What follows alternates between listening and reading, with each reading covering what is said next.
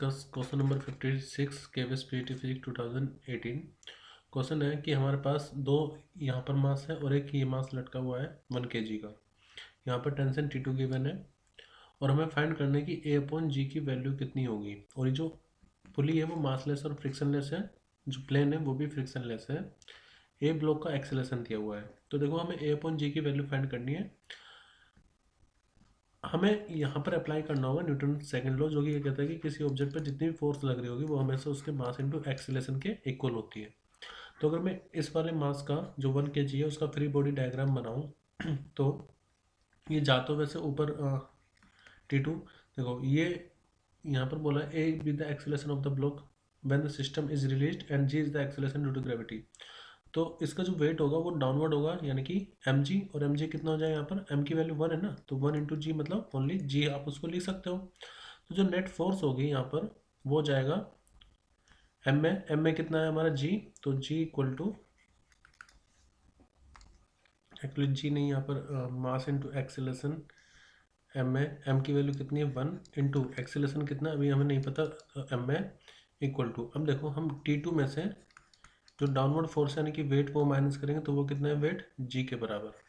तो a equal to कितना आ गया T2 माइनस जी। ठीक है, ध्यान रखना यहाँ पर m की वैल्यू हमने कितनी ले ली 1।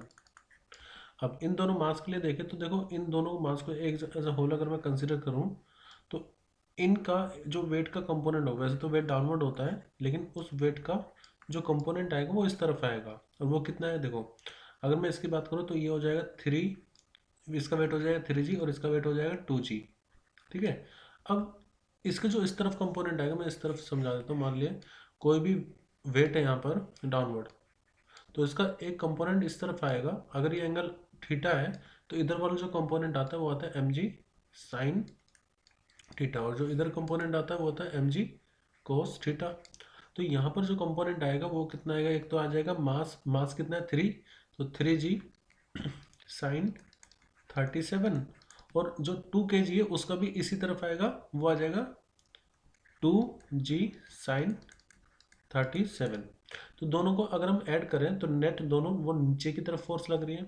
तो अगर मैं इन दोनों ऑब्जेक्ट के लिए इक्वेशन लिखूं तो वो क्या होगी, देखो मास इनटू एक्सेलरेशन, तो मास के लिए मैं दोनों को ऐड करके लूंगा तो वो कितना हो जाएगा, पहले मैं लिख देता हूँ दोनों को मास m12 इंटू एक्सेलरेशन a, ये नेट फोर्स के बराबर होगा। नेट फोर्स कितनी होगी देखो, तो ये 3g sign 37 plus 2g sign 37, तो इन दोनों को जब आप ऐड करो तो आ जाएगा 5g साइन 37, और इसमें ऊपर की तरफ टेंशन कितनी लग रही है T2, तो माइनस T2। अब m12 दोनों को ऐड कर दो तो कितना आएगा 5a, तो 5a इक्वल टू आ गया 5g साइन 37 माइनस T2। अब देखो T2 की वैल्यू अगर हम यहाँ से निकालें, क्योंकि हमें a और g चाहिए तो T2 हटा देते हैं, T2 की कोई रिक्वायरमेंट नहीं है, तो T2 की वैल्यू यहाँ से कितनी आ जाएगी a प्लस में g, ये g इस तरफ ला रहे हैं हम, तो 5a इक्वल टू आएगा 5g साइन 37 की वैल्यू कितनी है 0.6, गिवन है 0.6, और ये माइनस T2 की वैल्यू a प्लस में g, तो 5a इक्वल टू ये कितना हो गया 5 इंटू 0.6, 3g माइनस a और माइनस g। अब देखो a को इस तरफ ले आते हैं तो ये हो जाएगा 5a और ये plus a equal to 3g minus g मतलब 2g, तो 5a प्लस a मतलब 6a इक्वल टू कितना आएगा 2g, या फिर हमें तो a अपॉन g चाहिए तो a अपॉन g कितना आ जाएगा 2 अपॉन में 6 यानी कि 1 अपॉन में 3। तो हमारा जो करेक्ट आंसर आएगा वो आएगा ऑप्शन ए। तो हमने ये जूम करके चला था कि ये दोनों ब्लॉक नीचे की तरफ आ रहे हैं और ये ब्लॉक ऊपर की तरफ आ रहा है ए एक्सीलरेशन से। दोनों के लिए हमने फ्री बॉडी डायग्राम के लिए इक्वेशन बनाई और उसी से हमारा a अपॉन g आया 1/3।